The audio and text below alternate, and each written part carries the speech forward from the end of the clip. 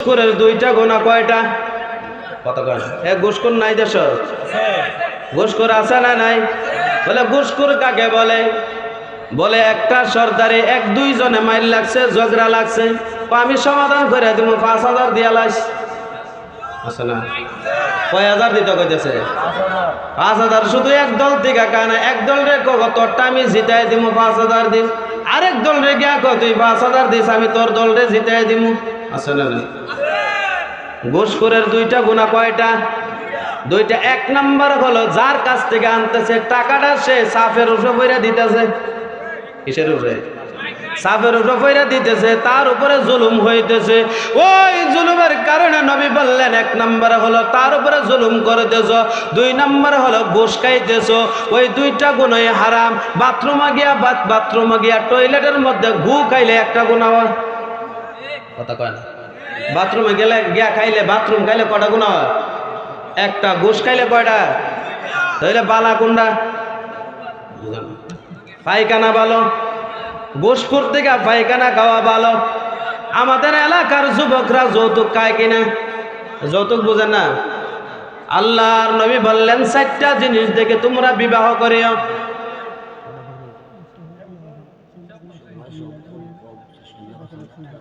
মিলাদ করিও। ৪টা জিনিস কয়টা? একটা মেয়ের যদি দেখতে চান কয়টা দেখতে হবে গুণ? ৪টি। এক নম্বর হলো লিমালিহা।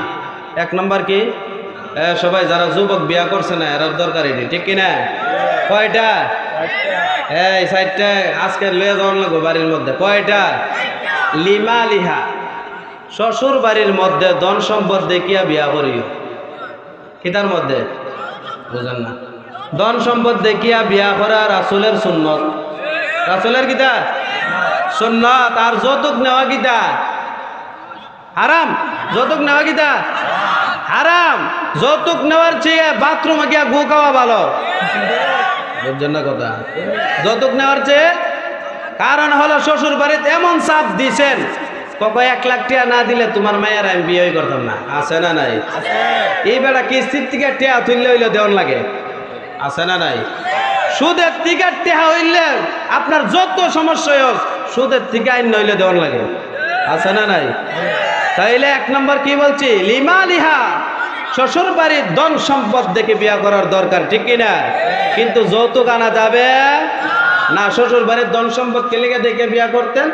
কারণ হলো শ্বশুর বাড়ির যখন হক বন্টন হবে তখন আপনার স্ত্রীও এক ভাগ পাইব, ঠিক কিনা? পাইব নি? এইটা নেওয়া জায়েজ আছে, কিন্তু যৌতুক যখন যৌতুক নেওয়া হারাম। যখন কি না? ২ নম্বর হলো ওয়ালি হাসাবিহা।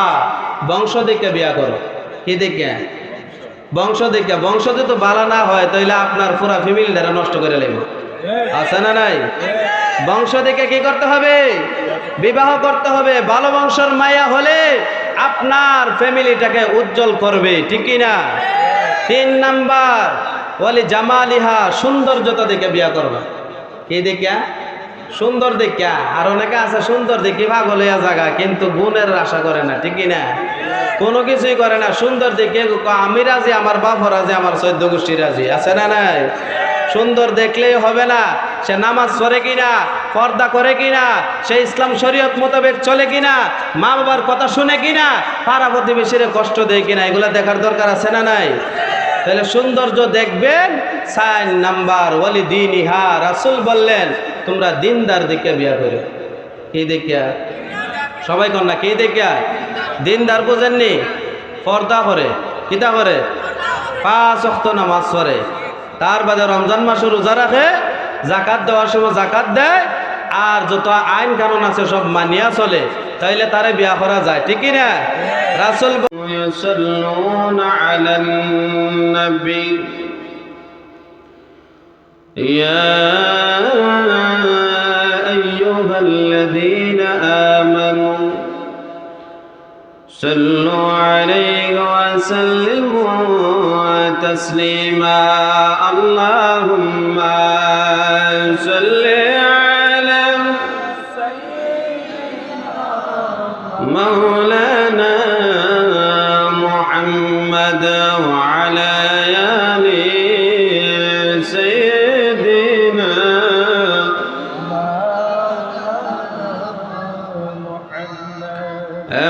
দেশে যাবি রে মা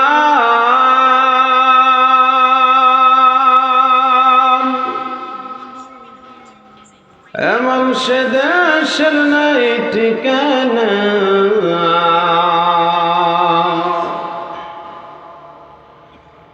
এমন ঘরে শুইবি রে মন যে ঘরের নাই বিছানা আল্লাহুম্মা সাইয়্যিদিনা মাওলানা মুহাম্মদ ওয়া আলা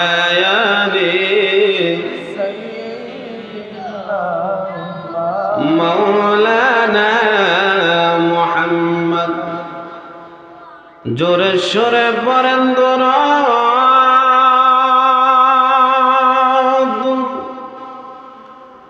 এ মুমিন মুসলমান বসিয়া আমাদের দরুদ শুনেন নবীজি রওজা পাকে শিয়া আল্লাহুম্মা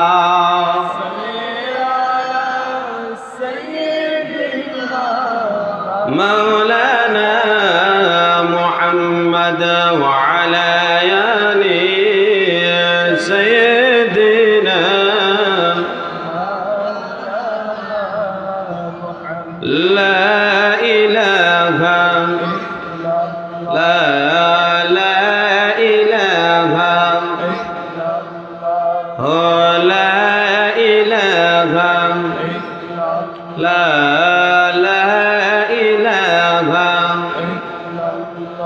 حسبي ربي جل الله ما في قلبي غير الله نور محمد صلى الله لا إله إلا الله لا إله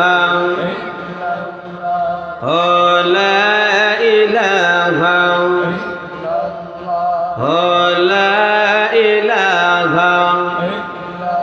আসমান জামিন গায়রুল্লাহ চন্দ্র সূর্য গায়রুল্লাহ শুধু তুমি মাবুদ এক আল্লাহ লা ইলাহা লা ইলাহা লা ইলাহা লা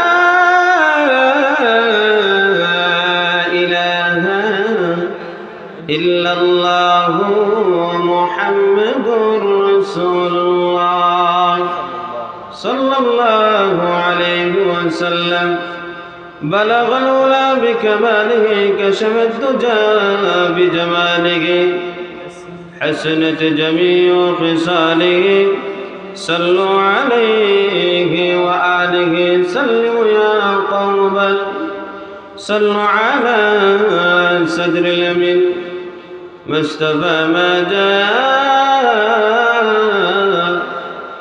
إلا رحمة للعالمين মনরাজ ইসলামী তরুণ সংঘের উদ্যোগে অত্র এলাকার মুর্দাগানের ইসালে সাদ উপলক্ষে ষষ্ঠ বার্ষিক ওয়াজ দোয়ার মাহফিল আজকের মাহফিলের সভাপতিত্ব যিনি করেছেন নাজমুল হোসেন স্যার অধ্যাপক লংলা আধুনিক ডিগ্রি কলেজ প্রধান অতিথি যিনি আজকের মাহফিলের ছিলেন হযরত মাওলানা মোহাম্মদ আব্দুল লতিফ সাহেব বিশেষ অতিথিবৃন্দ আমার আগে যিনি আলোচনা করেছেন হযরত মাওলানা জামিল আহমদ জামালি সাহেব এবং আমার আগে অনেকে আলোচনা করেছেন আমার পরিচিত অনেকেই হাফেজ কারি মাওলানা রুহুল আমিন সাহেব আমার খুবই কাছের একজন মানুষ তারপর আলোচনা করেছেন হাফেজ কারি আহমদ সালিম সাহেব খতিব তারপর আলোচনা করেছেন হযরত মাওলানা মাসুম বিল্লাহ জামিল সাহেব, যিনি আমার সরাসরি উস্তাদ, দারুন কেরাতে আমারে পড়াইছেন। জামিল সাহেবের নাম অনেক নিচে দেওয়া হয়েছে, আর আমারে অনেক হাইলাইট বানানো হয়েছে, অনেক বড় বক্তা বানানো হয়েছে। 4 নম্বরে একবারে নিচে যার নাম, উনি আমাকে 7 বছর আঙ্গুল দিয়া দৈরা দৈরা পড়েছে। সুবহানাল্লাহ। কয় বছর? কম পক্ষে 7 বছর পড়াইছেন হাফেজ জমশেদ আলী সাহেব। হুজুরের নাম একবারে উপরে দিছে না নিচে দিছে? কথা কয় না, আপনারা বুঝেন না আমার কথা। কই দিছে?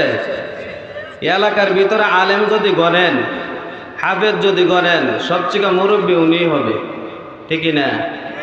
মুরব্বী হিসাবে ওনারে সভাপতি রাখার দরকার ছিল। কি সভাপতি? সভাপতি যদি নাও দেন, সম্মানের খাতিরে এই মাঠের ভিতরে অধিকাংশ হুজুরের ছাত্র। বুঝেন না আমার কথা? অধিকাংশ কার ছাত্র? আবার অধিকাংশ আমারও ছাত্র আছে। অধিকাংশ কি? আমারও ছাত্র আছে। যে আমার পাশে বসে রয়েছে এই সংগঠনের মনে হয় সভাপতি, আমার ছোট ভাই সোহেল। এক মাদ্রাসায় আমরা পড়ালেখা করছি একসাথে, হেফজখানা সবক হলো ইসলাম মনে একসাথে, হেফজখানা হেফজ সবক লইছি একসাথে। আল্লাহ পাক কারে কোন সময় কোন জায়গায় নিয়ে যায় বলা যায়। অনেকে আছে গিয়া দেখবেন ছোটছটি বেছে, আবার অনেকে আছে দেশে দেশে ঘুরে, আছে না নাই? তাহলে এইটা কার খেলা? আল্লাহ। তারপরে ওই যে মাঠের মধ্যে বসে আছেন আমাদের রুকন ভাই, ওনারা মসজিদে আমি কমপক্ষে মনে হয় 5 বছর ছিলাম। কয় বছর? কমে 5 বছর। সবচেয়ে বেশি চলাফেরা রুকন ভাইয়ের সাথে আমার হয়েছে। ওনার ভাই বকুল ভাই যিনি ছিলেন, কে ছিলেন? বকুল ভাই আমার সাথে একবারে বন্ধুত্বর সাথে চলাফেরা করত। আমার জামা উনি পরতো, ওনার জামা আমি পরতাম, এমন বন্ধুত্ব ছিল। দুনিয়াতে নাই, আল্লাহ যেন খবরটাকে জান্নাতের বাগান বানায় দেয়, সকলে বলে আমিন। তাহলে আমরা এই মাঠে ময়দানে যারা আছি অধিকাংশই আমার পরিচিত। অধিকাংশ কি? আমার পরিচিত। সংগঠনের অনেকে আছেন আমার পরিচিত। আল্লাহ যেন সকলের মেহনতকে কবুল করেন, সকলে বলে আমিন। তো আমরা সরাসরি কোরআনের আয়াতের মধ্যে চলে যাই। আল্লাহ রাব্বুল আলামিন কোরআনুল কারীমের 41 নম্বর সূরা সূরাতুল হামিম সাজদা, এই সূরার 2টি নাম রয়েছে, একটা হলো হামিম সাজদা আর একটা হলো সূরাতুল ফুসসিলাত। যারা কোরআনুল কারীম পড়ছে তারা বুঝতে পারবে 2টা সূরার নাম কেন দেওয়া হয়েছে। যারা মৌলানা তারা বুঝতে পারবে। আমি সূরাতুল ফুসসিলাতের 30 নম্বর আয়াত তেলাওয়াত করেছি। আল্লাহ নবীর অসংখ্য হাদিস থেকে একটি হাদিসের টুকরা তেলাওয়াত করেছি। আল্লাহ যেন আমাকে এবং আপনাকে, আপনাদের সবাইকে যেন আমল করার তৌফিক দান করেন, সকলে বলে আমিন। আল্লাহ রাব্বুল আলামিন এই আয়াতের মধ্যে কি জানাইতে চান আমরা সবাই জানার চেষ্টা করব, বোঝার চেষ্টা করব। আমরা অধিকাংশ মানুষ কেন হেদায়েত হই না বলে মনোযোগ সহকারে শুনি না, তার জন্য হেদায়েত হইতেছি না। আল্লাহ রাব্বুল আলামিন জানিয়ে দেন সূরাতুল বাকারার একবারে শেষের আয়াতের একটি অংশ, ওয়াকালু সামি'না ওয়া আতা'না গুফরানাকা রাব্বানা ওয়া ইলাইকাল মাসির।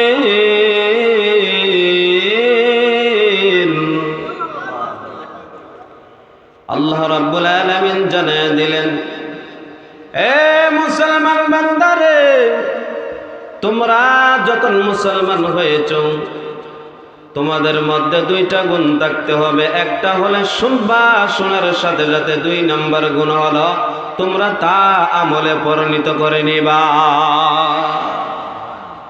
শোনার সাথে সাথে আমলে পরিণত করতে হবে, আমল করতে হবে। আমরা অধিকাংশ মুসলমান শোনার জন্য ব্যস্ত, কিন্তু আমলের বেলা ব্যস্ত নাই, আমল করার বেলা নাই। আমল করার সময় আমাদেরকে পাওয়া যায় না, কিন্তু দেখা যায় শোনার বেলা শুনতে পারি, আমরা শ্রবণ করতে পারি, কিন্তু আমলের বেলা নাই। কেন? বলে যতটুক আমরা শুনি ততটুকুই আমাদের জন্য কল্যাণকর হয়ে যায়, কিন্তু শোনার পরে যখন আমরা এই মাহফিল থেকে বাহির হয়ে যাব, তখন আমাদেরকে শয়তানি ওয়াসওয়াসা দেয়। কিসে ওয়াসওয়াসা দেয়? শয়তানি ওয়াসওয়াসা দেয়। কারণ হলো এই প্যান্ডেলের ভিতরে যারা বেশিরভাগ, আমি অনেক জায়গার মধ্যে গেছি, অনেক জায়গার মধ্যে এখনো যাই, আমাকে বলে হুজুর, গত কয়েকদিন আগে এক জায়গায় আসছিলাম, আমাকে বলতেছে হুজুর যারা ওয়াজ করাইতেছে এরা অধিকাংশ নামাজ পড়ে না। আছে না নাই? সংগঠনের লোক ওয়াজ করায় কিন্তু নামাজ পড়ে না। বিভিন্ন জায়গার মধ্যে দেখছি যুব সংগঠন, বিভিন্ন ধরনের সংগঠন, আমাকে অনেকে কানে কানে গিয়া বলে হুজুর তারা মাহফিল দেয়, বড় বড় লক্ষ লক্ষ টাকা খরচ করে মাহফিল দেয়, কিন্তু তাদের অধিকাংশ নামাজ পড়ে না। আমি বলি নামাজ পড়ে না কারণ হলো তারা ওয়াজ করায়, ওয়াজ শুনে নামাজ পড়ার জন্য না, তারা একমাত্র ইবলিসকে খুশি করার জন্য। যদি আল্লাহকে খুশি করার জন্য হয়ে যাইত, আল্লাহকে রাজি করার জন্য হয়ে যাইত, তারা 5 ওয়াক্ত নিয়মিত মুসল্লি হইত, 5 ওয়াক্ত মসজিদে গিয়া বসে সালাত আদায় করত। ঠিক কিনা? আদায় করে না কেন? বলে আল্লাহকে কোনো ভয় করে না। আল্লাহ রাব্বুল আলামিন সূরাতুল হামিম সেজদার 30 নম্বর আয়াতের মধ্যে জানিয়ে দিলেন, ইন্নাল্লাযীনা ক্বালু রাব্বুনাল্লাহ।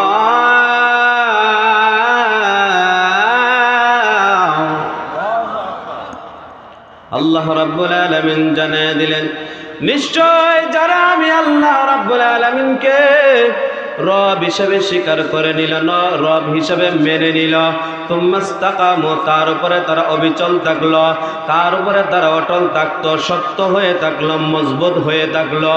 আল্লাহ রাব্বুল আলামিন বললেন আমাকে 1 নম্বর রব হিসেবে স্বীকার করলো, 2 নম্বর তার উপরে অবিচল থাকলো, শক্ত থাকলো, মজবুত থাকলো, যত ধরনের তুফান আসুক না কেন, বুলেট বোমার ভয় দেখায়ও ওই জায়গা থেকে সে এক চুল পরিমাণ, বিন্দু পরিমাণ সে লড়বে না। আল্লাহ রাব্বুল আলামিন জানিয়ে দিলেন আমি রব হিসেবে যদি সে মেনে নেয়, 2 নম্বরে যদি অবিচল থাকে, শক্ত থাকে, মজবুত থাকে, কুঠির মতো দাঁড়ায় থাকে অবিচল থাকা অবস্থায়, তাহলে কি লাভ হবে? আল্লাহ রাব্বুল আলামিন জানিয়ে দিলেন তাতানাজ্জালু আলাইহিমুল মালাইকা, তাহলে তার মৃত্যুর সময় একদল ফেরেশতা আসবে। কয় দল? একদল ফেরেশতা আসবে, একদল ফেরেশতা নাজিল হবে। তারপরে ওই ফেরেশতা কানে কানে বলবে আল্লাহ তাখাফু ওয়া লা তাহজানু ওয়া আবশিরু বিল জান্নাতিল্লাতী কুনতুম তুআদুন। আল্লাহ রাব্বুল আলামিন জানিয়ে দিলেন ওই ফেরেশতাগুলো আয়েশা বলে, ও আল্লাহর বান্দা তুমি কোনো ভয় করিও না, তুমি কোনো দুশ্চিন্তা করিও না, ওয়ালা তাহজানু ওয়া আবশিরু বিল জান্নাতিল্লাতী, তুমি শুনিয়া নাও তোমাকে যে জান্নাতের সুসংবাদ দেওয়া হয়েছে তুমি তা গ্রহণ করো। তোমাকে যে জান্নাতের সুসংবাদ দেওয়া হয়েছিল তুমি তা আজকে আমার আল্লাহ ওয়াদা করেছিল ওইটা তুমি গ্রহণ করে নাও। সুবহানাল্লাহ। কে বলতেছে? ফেরেশতা বলে আয়েশা যে তোমার কোনো ভয় নাই, তোমার কোনো দুশ্চিন্তা নাই, তোমার কোনো টেনশন নাই, তোমাকে যে জান্নাতের সুসংবাদ দেওয়া হয়েছিল তা তুমি গ্রহণ করো, তোমাকে আজকে জান্নাত দেওয়া হবে। বলেন সুবহানাল্লাহ। তাহলে আমরা মৃত্যুর সময় যদি 2টা গুণ অর্জন করতে পারি, একজন সাহাবী আল্লাহর নবীর দরবারে আয়েশা বললেন, ইয়া রাসূলুল্লাহ, ইয়া হাবিবাল্লাহ, নবী গো, আমি তো খেতে খামারে কাজ করি, আমি কৃষি কাজ করি, তাহলে আমি যে আজকে আসছি আপনার দরবারে, আমি বেশি কিছু আলোচনা শুনব না। ও নবী আমার, আপনি আমার একটা আমল শিক্ষা দিবেন, যে আমল অল্প করব কিন্তু যেন আমি জান্নাত পেয়ে যাই। আল্লাহর নবী বললেন, তোমাকে দুইটা কথা বলবো। এক নাম্বার, আমানতু বিল্লাহ, আল্লাহকে তুমি বিশ্বাস করবা, আল্লাহকে তুমি রব হিসাবে স্বীকার করে নিবা, আল্লাহকে তুমি আল্লাহ বলে স্বীকার করে নিবা। এক নম্বর তুমি আমল করবা। দুই নাম্বার, আল্লাহর ইবাদত করে করে তোমার ঈমান যেন চলে যায় না, আল্লাহর ইবাদত করে করে তুমি যেন মৃত্যুবরণ করো, আল্লাহর ইবাদত করে করে তুমি যেন আল্লাহর দুনিয়ার থেকে চলে যাও। আর আল্লাহ রাব্বুল আলামিন ওই জায়গা থেকে তুমি কোনো শিরিক করবা না, তুমি কোনো ধরনের বিদ্বেষ পোষণ করবা না, কোনো ধরনের হিংসা রাখবা না, আল্লাহর সাথে শিরিক করবা না। তাহলে তোমার কি হবে জানো? এই দুইটা আমল করলে আমার আল্লাহ এই দুইটা আমলের বিনিময়ে তোমাকে জান্নাত দান করে দিবে। আল্লাহর নবী বললেন, বড় লম্বা ওয়াজের দরকার নাই, আমাদের লম্বা লম্বা ওয়াজ হয় কিন্তু আমলের বেলা নাই, ঠিক কি নাই? এখন বক্তায় ওয়াজ করে 3 ঘন্টা 4 ঘন্টা 5 ঘন্টা ওয়াজ করে, কিন্তু দেখা যায় একজন মুসল্লি একজন শ্রোতাও মসজিদে পাওয়া যায় না, ঠিক কি নাই? আল্লাহর নবী বোঝাইতে চাইছেন, ও সাহাবী শুনো, বড় বড় লম্বা লম্বা ওয়াজের দরকার নাই, এই শর্টকাট ওয়াজ দুইটা তোমাকে ওয়াজ করে দিলাম। এক নাম্বার, আল্লাহকে আল্লাহ হিসেবে স্বীকার করে নিবা। যত ঝড় ঝাপটা আসুক না কেন, তুফান আসুক না কেন, তুমি এই রব হিসাব থেকে তুমি পা লড়াইবা না, বিন্দু পরিমাণ লড়াইবা না, চুল পরিমাণ লড়াইবা না। না লড়াইলে কি হবে জানো নি? আমার আল্লাহ মৃত্যুর সাথে সাথে ফেরেশতা পাঠাইয়া তোমার কানে কানে বলবে, কোনো ভয় করিও না, কোনো দুশ্চিন্তা করিও না, আমার আল্লাহ যে জান্নাতের প্রতিশ্রুতি দিয়েছিল, যে জান্নাতের সুসংবাদ দিয়েছিল, ওই জান্নাতের সুসংবাদ তুমি গ্রহণ করে নাও। শুধু তাই নয়, হযরত আলী রাদিয়াল্লাহু তাআলা আনহু থেকে বর্ণিত, হযরত উমর রাদিয়াল্লাহু তাআলা আনহু একদিন মরুভূমির দিকে চলে যায়। একজন রাখাল ডাক দিয়া বলে, এই আল্লাহর নবীর উম্মত, আপনি শুনেন, আমি এমন একজন মানুষের কথা শুনছি, আমি একজন ব্যক্তির কথা শুনছি, ওই ব্যক্তি নাকি মক্কা নগরের মধ্যে আছে, ওই ব্যক্তির চরিত্র বড় ফাইন, ওই ব্যক্তির চরিত্র নাকি বড় ভালো, ওই ব্যক্তির ব্যবহার নাকি বড় ভালো। বলতেছে, হ্যাঁ ঠিক আছে, তোমার কথা সব ঠিক আছে। বললেন, আমি 3টা শর্ত দিব। যদি 3টা শর্ত ওই মহামানব হযরত মুহাম্মদুর রাসূলুল্লাহ সাল্লাল্লাহু আলাইহি ওয়াসাল্লাম যদি 3টা প্রশ্নের উত্তর আমার দিতে পারে, 3টা প্রশ্নের উত্তর যদি দিতে পারে, আমি ওই মানুষের হাতে হাত রেখা, ওই নবীর হাতে হাত রেখা, ওই মহামানবের হাতে হাত রেখা আমি কালেমা পড়ে মুসলমান হয়ে যাব। কয়টা প্রশ্ন? কথা কয় না, কয়টা? 3টা প্রশ্ন করা হবে। হযরত ওমর বললেন, ওরা কাল চলো নবীর দরবারে তোমাকে নিয়ে যাব। নবীর দরবারে নিয়ে গেলেন, নবীজিকে সালাম দিলেন। হযরত ওমর বেদিন কোন সালাম দিলে উত্তর নেবেন না, আর বেদিনদের সালাম দেওয়া জায়েজ নাই, কাফের মুশরিক বেঈমানদেরকে সালাম দেওয়া জায়েজ নাই, কাফের মুশরিকরা যদি সালাম দেয় আপনার উত্তর নেওয়া জায়েজ নাই। আল্লাহর নবীর দরবারে যখন গেলে সে অমুসলিম অবস্থায় গেছেন, হযরত ওমর বললেন, ইয়া রাসূলুল্লাহ, ইয়া হাবিবাল্লাহ, নবী গো, আপনাকে 3টা প্রশ্ন করা হবে। ওই ব্যক্তি আপনাকে 3টা প্রশ্ন করবে, আপনি নবী যদি উত্তর দিতে পারেন গো, সে নাকি কালেমা পড়ে মুসলমান হয়ে যাবে। ওই কাফের মুশরিক বেঈমানরা ডাক দিয়া বললেন, যাও যাও আমার নবীকে 3টা প্রশ্ন করো। 3টা প্রশ্ন করলেন। 1 নাম্বার প্রশ্ন হলো, ও নবী আমার, আমি যে রাখাল, আমি কাফের, এমন কোনো গুনাহ নাই আমার দ্বারা হয় নাই। আমার দ্বারা জিনা হয়েছে, আমার দ্বারা ব্যভিচার হয়েছে, আমার দ্বারা পরের জুলুম, আমি পরের অংশ দ্বারা আমি জুলুম করে নিয়ে গেছি, পরের টাকা পয়সা আমি জুলুম করে নিয়ে গেছি, আমার দ্বারা চুরি হয়েছে, আমার দ্বারা ডাকাতি হয়েছে, আমার দ্বারা এমন কোনো দুনিয়ার জমিনের কোনো অপরাধ নাই যা আমার দ্বারা হয় নাই। আল্লাহর নবীকে বললেন, ইয়া রাসূলুল্লাহ, আমার সকল গুনাহ কি মাফ হবে? আল্লাহর নবী জানায়া দেন, ও কাফের মুশরিক বেঈমান, আপনি শুনেন, আপনি যখন আপনার জবান দ্বারা বলবেন লা ইলাহা ইল্লাল্লাহু মুহাম্মাদুর রাসূলুল্লাহ সাল্লাল্লাহু আলাইহি ওয়াসাল্লাম, আল্লাহর নবী বললেন, ও বেদিন ভাই, আপনি শুনেন, আপনি যখন কালেমা পড়বেন সাথে সাথে আপনার জীবনের গুনাহ আমার আল্লাহ মাফ করে দিবে।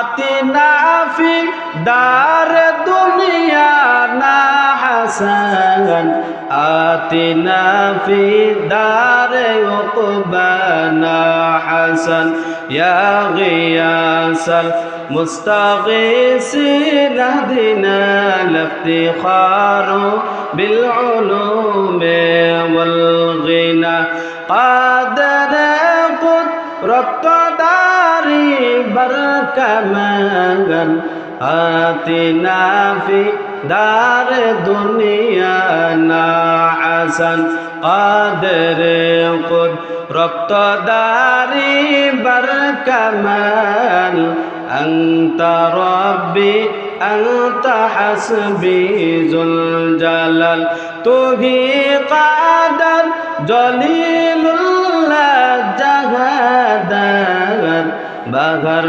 গালে তুহি মেরা নগাদার।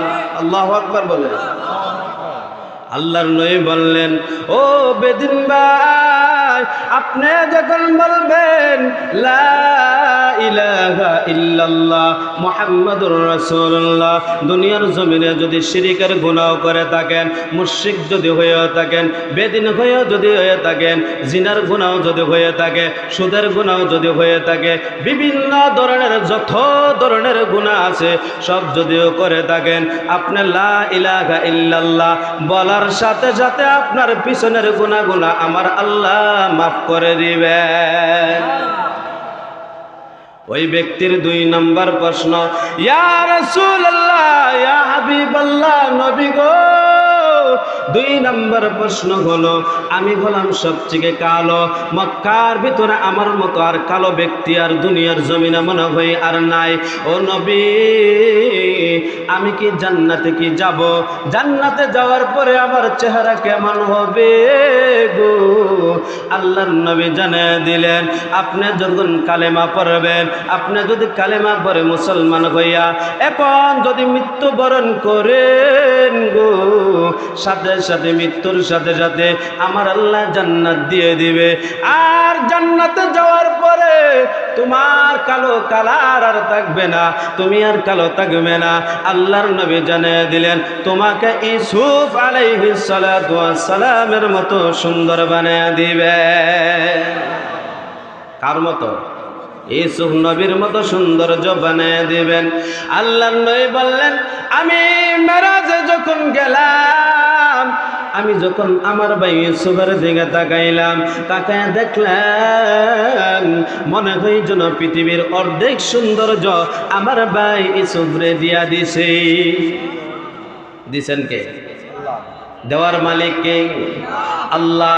ওই কালো ব্যক্তি ডাক দিয়া বলতেছে, ইয়া রাসূলুল্লাহ, ইয়া হাবিবাল্লাহ, নবী গো, 2টা কথা আমি আপনার কাছে প্রশ্ন করার পর উত্তর পেয়েছি। 3 নম্বর প্রশ্ন হলো, আমি যে সারাদিন ছাগল চড়াই, দুম্বা চড়াই মাঠের মধ্যে, আমি যে ছাগলের গন্ধ করে আমার শরীরের মধ্যে, দুম্বার গন্ধ করে আমার বেড়ার গন্ধ করে শরীরের মধ্যে, ও নবী আমার, আমার কি বন্ধুটা জান্নাতের ভিতরে থাকবে? আল্লাহর নবী জানিয়ে দিলেন, ও সাহাবী, তুমি তো এখন কালেমা পড়ে মুসলমান হয়ে গেছো, আমার হাতে হাত রেখে তুমি মুসলমান হয়ে যাইবা। তাহলে তুমি শোনো, তুমি যখন জান্নাতে প্রবেশ করবে, করার সাথে সাথে তোমার শরীরে মেশকে আম্বরের ঘ্রাণ বাহির হবে। কিসের ঘ্রাণ? জান্নাতের ভিতরে সবচেয়ে ঘ্রাণ থাকবে মেশকে আম্বরের ঘ্রাণ, যা দুনিয়ার জমিনে ঘ্রাণ পাওয়া যায় না। জান্নাত ছাড়া এই ঘ্রাণ পাওয়া সম্ভব নয়। আল্লাহর নবী বললেন, ইয়া রাসূলুল্লাহ, ইয়া হাবিবাল্লাহ, নবী গো, আপনার হাতে হাত নাই গা, আমি আজকে কালেমা পড়ে মুসলমান হয়ে গেলাম। আল্লাহর নবী বললেন, তুমি জান্নাতি দলের সঙ্গী হয়ে গেলা। কিসের সঙ্গী? জান্নাতি দলের সঙ্গী। তাহলে আমরা জান্নাতে যাইতে চাই তো ইনশাআল্লাহ? বলে জান্নাতে কেমন হবে? বলে জান্নাতটা কেমন হবে একটু জানার দরকার আছে না নাই? সবাই কোন আছে না নাই? আমরা যে যে জান্নাতের মধ্যে যাব, অনেকে আছে জান্নাত চায় কিন্তু ইবাদত করতে চায় না, ঠিক না? যারা ইবাদত করে না, যারা নামাজ পড়ে না, রমজান মাসে রোজা রাখে না, হজ আসলে হজ করে না, যাকাত দেওয়ার সময় যাকাত দেয় না, যেমন ভাবে তারা আশা করে যে আমি মরার পরে জান্নাত পাইব, ঠিক তেমনি ভাবে একদল মানুষ যে বিয়া না কইরা সন্তান পাওয়ার আশা করে, ঠিক না? বুঝেন না আমার কথা? বিয়া না করে যারা সন্তান পাওয়ার আশা করে, তাদের মধ্যে আর ইবাদত করে না, নামাজ পড়ে না, রোজা রাখে না, হজ করে না, যাকাত দেয় না, তাদের মধ্যে তারাও চিন্তা করে আমি জান্নাত পাবো, তাদের মধ্যে আর তাদের মধ্যে কোনো পার্থক্য নাই, ঠিক না? বিয়া ছাড়া কি আপনার বাচ্চা কাচ্চা হইব? হইলে কি এটা হালাল জাদা হইব না হারাম জাদা হইব? আপনারা কর না, হারাম জাদা হবে। আল্লাহর নবী জানিয়ে দিলেন, ও সাহাবীরা শুনিয়া নাও, জান্নাতটা কেমন হবে জানো নি? বলে জান্নাতটা এমন হবে, জান্নাতের ভিতরে যখন ঢুকবো আমরা, ঢোকার সাথে সাথে একটা মাহফিল হইব। কি হইব? একটা মাহফিল হবে। মাহফিলের সভাপতি হইল আল্লাহ রাব্বুল আলামিন। সভাপতি কে? সুবহানাল্লাহ। সভাপতি হলো রব্বুল আলামিন, প্রধান অতিথি হলেন আমার নবী মুহাম্মদুর রাসূলুল্লাহ সাল্লাল্লাহু আলাইহি ওয়াসাল্লাম। বক্তা হইবেন হযরতে দাউদ আলাইহিস সালাতু ওয়াস সালাম। কে হবে? দাউদ নবী। তিনজন। কয়জন? আল্লাহ রাব্বুল আলামিন বললেন, ও নবী, তাদেরকে জানিয়ে দেন জান্নাতের ভিতরে মাহফিলটা কেমন হবে। বলে মাহফিলটা এমন হবে, আল্লাহ রাব্বুল আলামিন যখন আল্লাহ রাব্বুল আলামিন জান্নাতের ভিতরে মাহফিল হবে, মাহফিলের স্টেজের মধ্যে কত সুন্দর একটা চেয়ার থাকবে, কত সুন্দর একটা সিংহাসন থাকবে। ওই সিংহাসনের ভিতরে আমার আল্লাহ বসবে। আল্লাহ ডাক দেয়া বলবেন, হাবিব আমার, আপনি আমার কাছে চেয়ারের মধ্যে বসেন। দাউদ নবীকে বলবে, দাউদ নবী আপনি আমার কাছে বসেন। দুইজন দুই সাইডে বসবে, আর জান্নাতের ভিতরে মাহফিল শুরু হবে। সর্বপ্রথম শুরু করবেন দাউদ নবী। কোন নবী? দাউদ নবীকে ডাক দিয়া বলবে, ও দাউদ নবী শুনিয়া নেন। জান্নাতীদেরকে আগে বলবো, জান্নাতীরা তোমরা কে তেলাওয়াত শুনতে যাও? বলে আল্লাহ, আপনি যদি তেলাওয়াত শুনান আর শুনতে আমরা তো রাজি আছি। তখন তারা বলবে আল্লাহ তেলাওয়াত শুনান। আল্লাহ রাব্বুল আলামিন ডাক দিয়া বলবে, দাউদ তোমার কিতাব তুমি তেলাওয়াত করো। তখন দাউদ নবী তেলাওয়াত করা শুরু করবে, আর জান্নাতীরা বলবে ওই তেলাওয়াত শোনার পরে হাজার হাজার বছর কেটে যাবে, তারা বলতেও পারবে না। সুবহানাল্লাহ। দুনিয়ার তেলাওয়াত শোনার পরে দেখবেন মানুষের যারা ইমানদার, তাদের অন্তরে ভূমিকম্প শুরু হয়ে যায়, ঠিক না? ইন্নামাল মুমিনুনা ইযা যুকিরাল্লাহু ওয়াজিলাত কুলুবুহুম ওয়া ইযা তুলিয়াত আলাইহিম আয়াতুহু। গ্রহণ করো, তোমাকে যে জান্নাতের সুসংবাদ দেওয়া হয়েছিল, তুমি তা আজকে আমার আল্লাহ ওয়াদা করেছিল, ওইটা তুমি গ্রহণ করে নাও। সুবহানাল্লাহ। কে বলতেছে? ফেরেশতা বলে আয়েশা যে তোমার কোনো ভয় নাই, তোমার কোনো দুশ্চিন্তা নাই, তোমার কোনো টেনশন নাই, তোমাকে যে জান্নাতের সুসংবাদ দেওয়া হয়েছিল তা তুমি গ্রহণ করো, তোমাকে আজকে জান্নাত দেওয়া হবে। বলেন সুবহানাল্লাহ। তাহলে আমরা মৃত্যুর সময় যদি দুইটা গুণ অর্জন করতে পারি। একজন সাহাবী আল্লাহর নবীর দরবারে আয়েশা বললেন, ইয়া রাসূলুল্লাহ, ইয়া হাবিবাল্লাহ, নবী গো,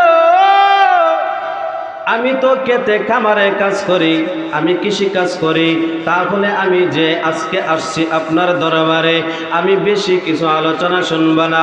ও নবী আমার, আপনি আমার একটা আমল শিক্ষা দিবেন, যে আমল অল্প করব কিন্তু যেন আমি জান্নাত পেয়ে যাই। আল্লাহর নবী বললেন, তোমাকে দুইটা কথা বলবো। এক নাম্বার, আমানতু বিল্লাহ, আল্লাহকে তুমি বিশ্বাস করবা, আল্লাহকে তুমি রব হিসাবে স্বীকার করে নিবা, আল্লাহকে তুমি আল্লাহ বলে স্বীকার করে নিবা। এক নম্বর তুমি আমল করবা। দুই নাম্বার, আল্লাহর ইবাদত করে করে তোমার ঈমান যেন চলে যায় না, আল্লাহর ইবাদত করে করে তুমি যেন মৃত্যুবরণ করো, আল্লাহর ইবাদত করে করে তুমি যেন আল্লাহর দুনিয়ার থেকে চলে যাও। আর আল্লাহ রাব্বুল আলামিন ওই জায়গা থেকে তুমি কোনো শিরিক করবা না, তুমি কোনো ধরনের বিদ্বেষ পোষণ করবা না, কোনো ধরনের হিংসা রাখবা না, আল্লাহর সাথে শিরিক করবা না। তাহলে তোমার কি হবে জানো? এই দুইটা আমল করলে আমার আল্লাহ এই দুইটা আমলের বিনিময়ে তোমাকে জান্নাত দান করে দিবে। আল্লাহ নবী বললেন, বড় লম্বা ওয়াজের দরকার নাই, আমাদের লম্বা লম্বা ওয়াজ হয় কিন্তু আমলের বেলা নাই, ঠিক কি নাই? এখন বক্তায় ওয়াজ করে 3 ঘন্টা 4 ঘন্টা 5 ঘন্টা ওয়াজ করে, কিন্তু দেখা যায় একজন মুসল্লি একজন শ্রোতাও মসজিদে পাওয়া যায় না, ঠিক কি নাই? আল্লাহর নবী বোঝাইতে চাইছেন, ও সাহাবী শুনো, বড় বড় লম্বা লম্বা ওয়াজের দরকার নাই, এই শর্টকাট ওয়াজ দুইটা তোমাকে ওয়াজ করে দিলাম। এক নাম্বার, আল্লাহকে আল্লাহ হিসেবে স্বীকার করে নিবা।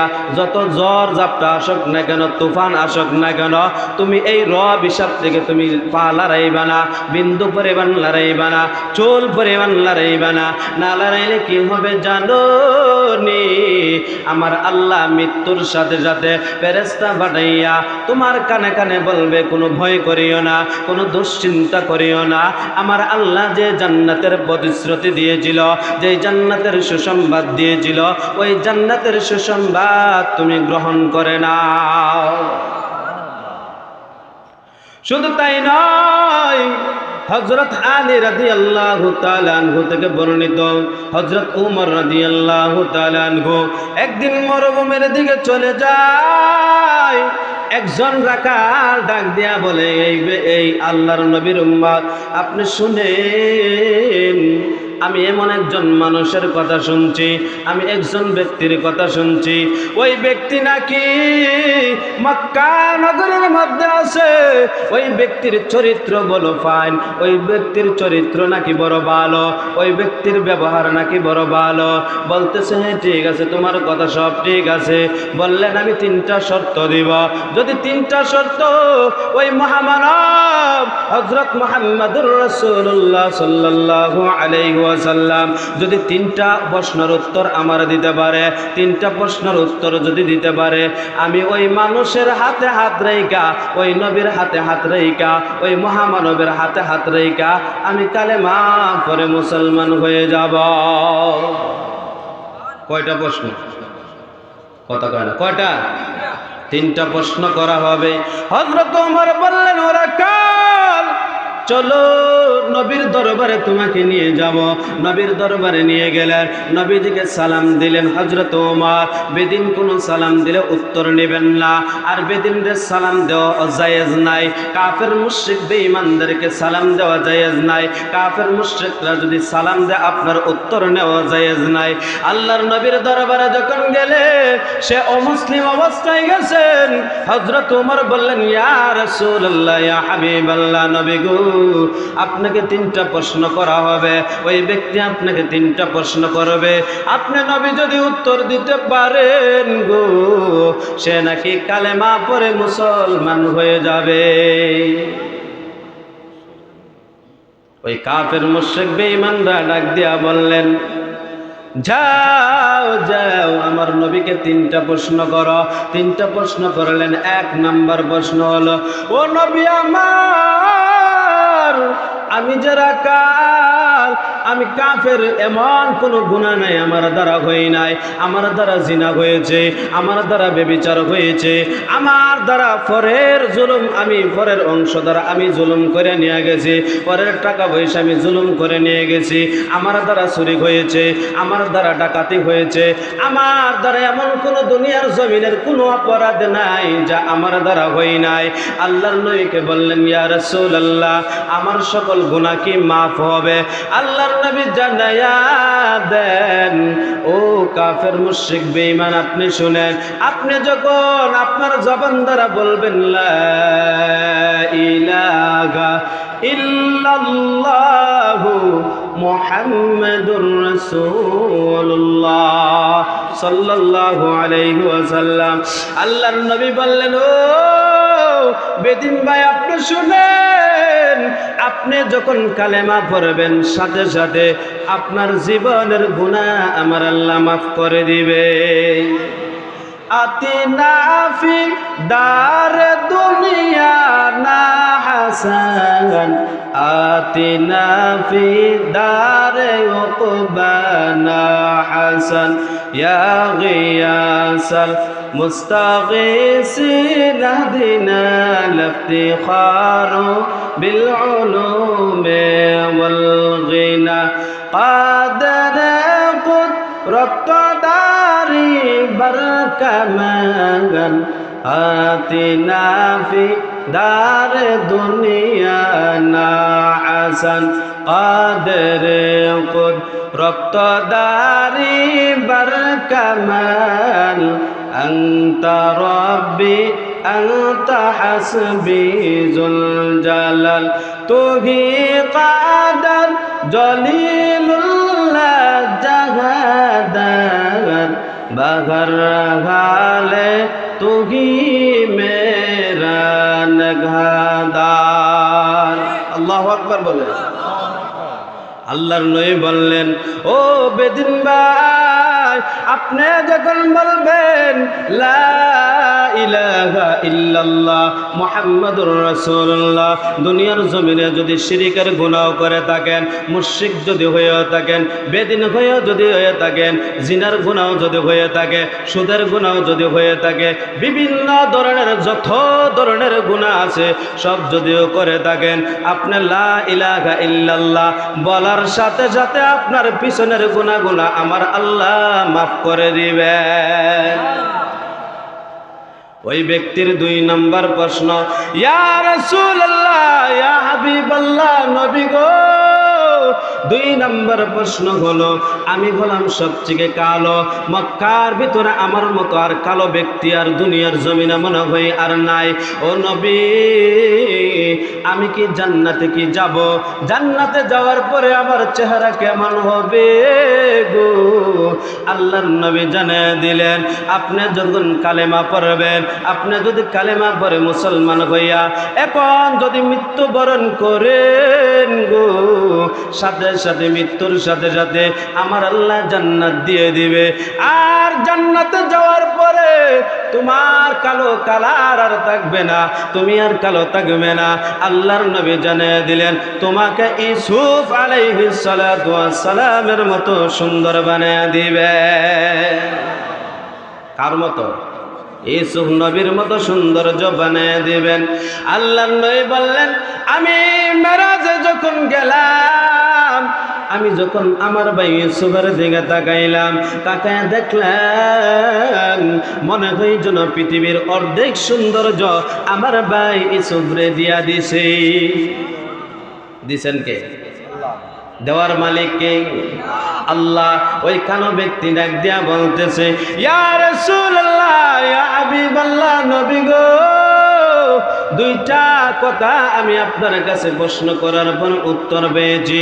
3 নম্বর প্রশ্ন হলো, আমি যে সারাদিন ছাগল চড়াই, দুম্বা চড়াই মাঠের মধ্যে, আমি যে ছাগলের গন্ধ করে আমার শরীরের মধ্যে, দুম্বার গন্ধ করে আমার বেড়ার গন্ধ করে শরীরের মধ্যে, ও নবী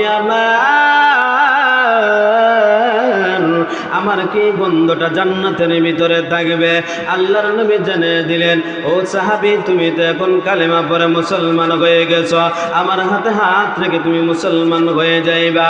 তাহলে তুমি শোনো, তুমি যখন জান্নাতে প্রবেশ করবে, করার সাথে সাথে তোমার শরীরে মেশকে আম্বরের ঘ্রাণ বাহির হবে।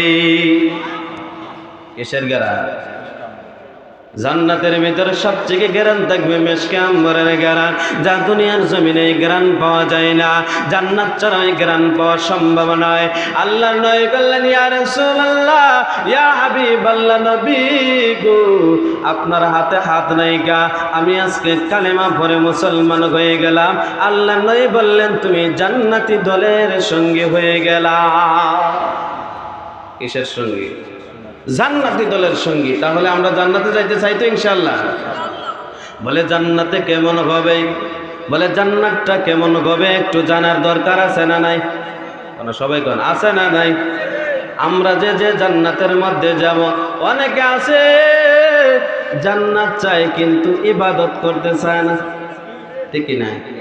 যারা ইবাদত করে না, যারা নামাজ পড়ে না, রমজান মাসে রোজা রাখে না, হজ আসলে হজ করে না, যাকাত দেওয়ার সময় যাকাত দেয় না, যেমন ভাবে তারা আশা করে যে আমি মরার পরে জান্নাত পাইব, ঠিক তেমনি ভাবে একদল মানুষ বিয়া না কইরা সন্তান পাওয়ার আশা করে, ঠিক কি না?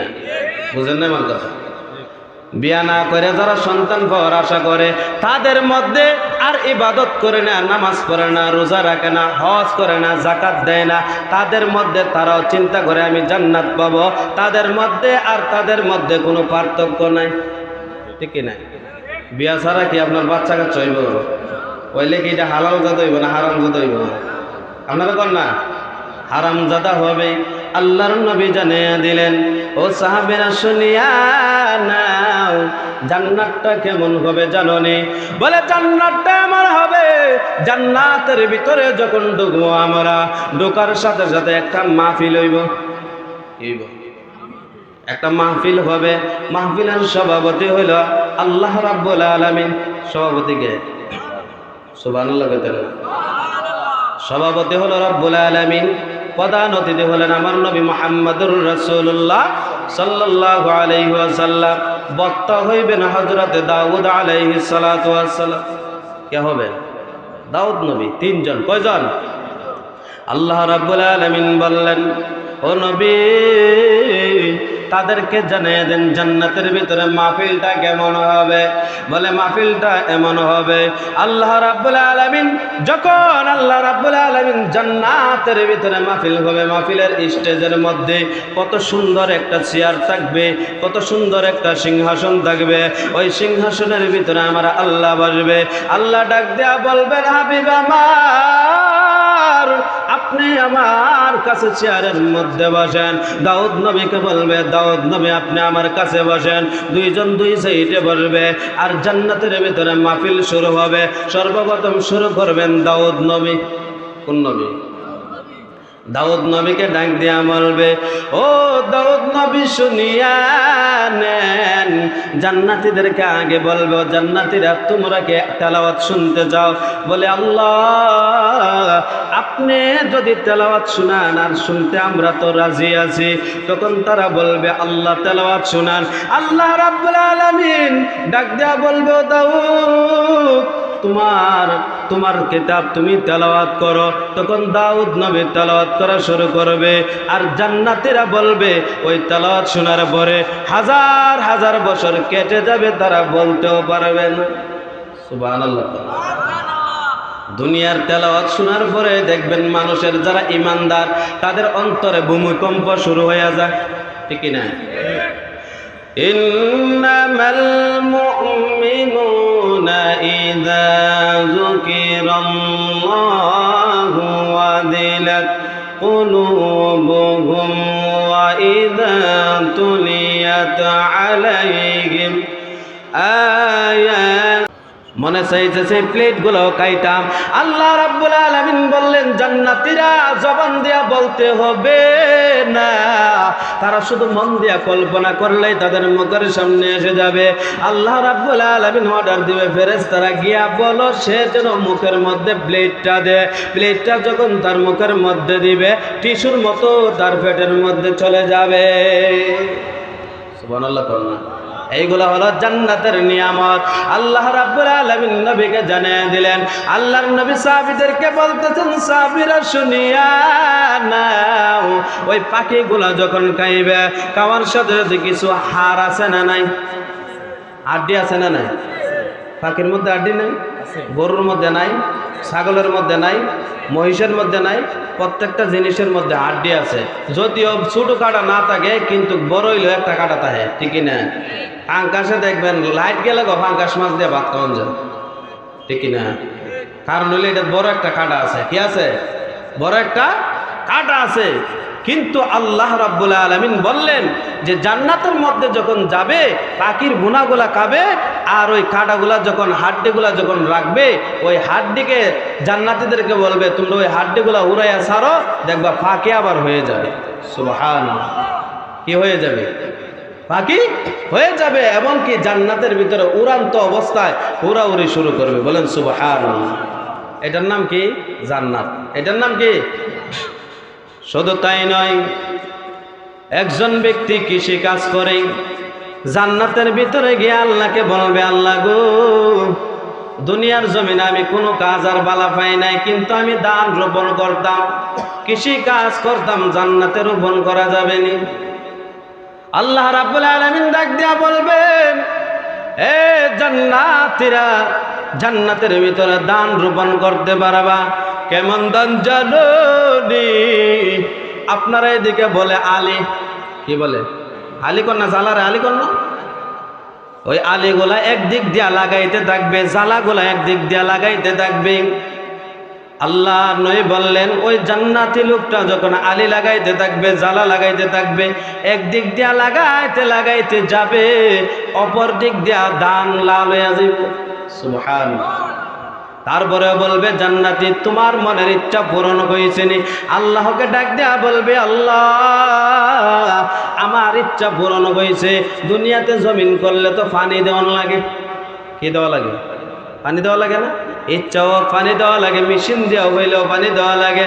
আল্লাহ বলবেন এটা তো আর এই জায়গার মধ্যে হবে না, ওইটা তুমি ধান রোপণ করো, তোমার ইচ্ছা হয়েছে, কিন্তু একদিক দিয়া লাগাইয়া যাও, আরেক দিক দিয়া ধান কাটার জন্য উপযোগী হয়ে যাবে। আরেক বান্দা বলবে আল্লাহ আমাকে তো জাহান্নামে দিবেন গো, আমি শুধু এক নজর জান্নাতের বারিন্দাটা দেখতে চাই। কোন জায়গা? জান্নাতের বারান্দা দেখতে চাইতেছে। কোন জায়গা? জান্নাতের বারান্দা দেখতে চাইতেছে। আল্লাহ বলেন তুমি তো জাহান্নামে যাইবা, তোমার ওয়াদা ঠিক রাখো, তুমি কইছো বারিন্দা পর্যন্ত যাইবা। কোন জায়গা? মনে রাখেন কথাগুলো। কোন জায়গা পর্যন্ত? জান্নাতের বারান্দা পর্যন্ত যাইবা। আল্লাহ রাব্বুল আলামিন ওই বান্দারে জান্নাতের বারান্দার মধ্যে নিয়ে যাবে। জান্নাতের বারান্দার মধ্যে যখন নিয়ে যাবে, বান্দা আল্লাহকে ডাক দিয়া বলবে আল্লাহ জান্নাতের বারান্দা দেখছি, যদি একটু জান্নাতের দরজাটা খুলে দেখাইতে। সুবহানাল্লাহ। কি দেখাইতে? জান্নাতের দরজাটা খুইলা যদি একটু দেখতাম। আল্লাহ রাব্বুল আলামিন বললেন তোমার না ওয়াদা ছিল জান্নাতের বারান্দা শুধু দেখবা, এখন বলতেছো জান্নাতের দরজাটা খুলে একটু দেখবা। আল্লাহ বলেন এখন কিন্তু ওয়াদা তোমার শেষ, আমি জান্নাতের দরজা খুইলা শুধু দেখব। আল্লাহ রাব্বুল আলামিন বললেন বান্দারে যা যা,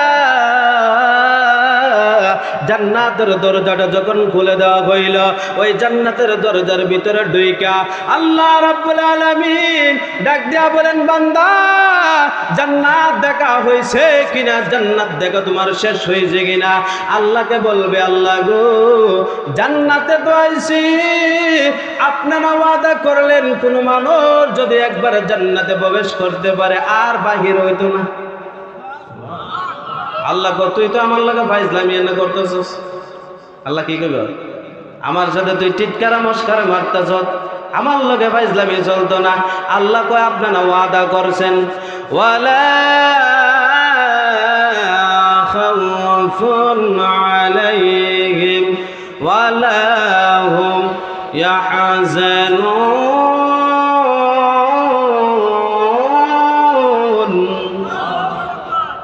আল্লাহ গো হুম ফিহা খালিদুন, আপনারা বললেন জান্নাতের ভিতরে যারা প্রবেশ করবে রে তারা চিরস্থায়ী জান্নাতের ভিতরে বসবাস করবে। আল্লাহ বলবেন বান্দারে আমারে তো সুযোগে বেঁচে ফেলাই দিছ। কিসের মধ্যে? সুযোগে বেচের মধ্যে বালাই দিছ, আর আমার জান্নাত পর্যন্ত নিয়ে আস। তোর বুদ্ধি ছিল তুই জান্নাতের মধ্যে থাকবে, তাহলে আমি আল্লাহকে যদি বলতে দুনিয়াতে একটা সন্তানের জন্য মায়ের যত ভালোবাসা, তুমি কি জানো রে আমি আল্লাহ বান্দার জন্য এর চেয়ে হাজার হাজার গুণ দয়াবান। সুবহানাল্লাহ কইতেন না? আল্লাহ রাব্বুল আলামিন ওই বান্দাকে জান্নাতের ভিতরে দিয়া দিবে। আল্লাহর সাথে কিছু কিছু মানুষ আছে দেখবেন, যদি সম্পর্ক ভালো থাকে তাহলে ডং করলে একটা কিল দিয়া লাইলেও কিছু সমস্যা নাই, ঠিক না? যদি বন্ধুত্ব থাকে, ভালোবাসা যদি থাকে, একটা মাইরা দিলে শক্ত করে লাগে গেলে আরে এটা ভালো লাগছে, ঠিক না? আর যদি বেমিল থাকে, একজনের সাথে একজন বেমিল থাকে, মন মালিন্য যদি হয়ে যায়, তাহলে দেখবেন একটা কথাও সহ্য করতে পারে না, ঠিক না? এমন কিছু বান্দা থাকবে যার আল্লাহর সাথে সম্পর্ক থাকবে, আল্লাহর সাথে বন্ধুত্ব থাকবে, আল্লাহ রাব্বুল আলামিনের সাথে ডং করবে, ফুটকারি করবে, তামাশা করবে। আল্লাহ বলবেন বান্দারে তোরে দুনিয়ার জমিনে বলছিলাম যা করতে সব করছ, আমি আল্লাহ ওয়াদা দিলাম তোরে আমি জান্নাত দিয়ে দিলাম রে। জান্নাতের ভিতরে যা কিছু আছে সব কিছু তোমরা ভোগ বিলাস করো। শুধু তাই নয়, জান্নাতের ভিতরে জান্নাতে একজন পুরুষে শুধু জান্নাতে 72টা উর দেওয়া হইব। সুবহানাল্লাহ কইতেন না? দুনিয়াতে একজন বড়ই ফালতে কষ্ট হয়, ঠিক না? কাপড় চাপড় দিয়া, টাকা পয়সা দিয়া, বাপের বাড়িতে পাঠানো, মার্কেট মুরগেট করা বহুত কষ্ট হইয়া যায়, ঠিক না? আর 72টা হুর থাকবে, কারণ দুনিয়ার জমিনে বউয়ের চাহিদা একরকম, জান্নাতের ভিতরে যে বউগুলা দেওয়া হবে, যে হুরগুলা দেওয়া হবে, তাদের চাহিদা অন্যরকম। দুনিয়ার বউয়ের দেখবেন বেশিরভাগ দেখবেন আমাদের গাওয়ালি ভাষা বলা হয়, গ্রামের ভাষা বলা হয় সর্দিও আছে না? না সর্দি বুঝেন না আপনারা? ঠান্ডা লাগলে সর্দি হয়, ঠান্ডাও লাগে, কিন্তু জান্নাতের ভিতরে কোনো সর্দি নাই। দুনিয়ার জমিনের বউয়ের কিন্তু মাথা ব্যথা আছে, জান্নাতের যে হুর দেওয়া হবে এটার কোনো মাথা ব্যথা নাই। দুনিয়ার জমিনের যে বউ দেওয়া হবে এইগুলোর হাজত আছে, কিন্তু জান্নাতের ভিতরে হুরের কোনো হাজত নাই। দুনিয়ার বউয়ের যদি আপনার স্ত্রীর দেখবেন মার্কেট করানো লাগে, কিন্তু জান্নাতের ভিতরে মার্কেট করাতে হবে না। বলে কেমন সুন্দর হুর দেওয়া হবে জানো? এমন সুন্দর হুর দেওয়া হবে জান্নাতের ভিতরে, একটা কান্না আঙ্গুল যদি দুনিয়ার জমিনে ওই জমিনটা যদি বেদ করে যদি ওই জমিনের মধ্যে কান্না আঙ্গুলটা রাখা হয়, আল্লাহ নবী বললেন সূর্যের আলো নিভে যাবে। সুবহানাল্লাহ কইতেন না? সূর্যের আলো কি? সূর্যের আলো নিভে যাবে, সূর্যের আলো অন্ধকার হইয়া হুরের যে আঙ্গুলটা বাহির করছে রে, ওই হুরের আঙ্গুলের আলোর দ্বারাতে তামাম পৃথিবী আলোকিত হয়ে যাবে।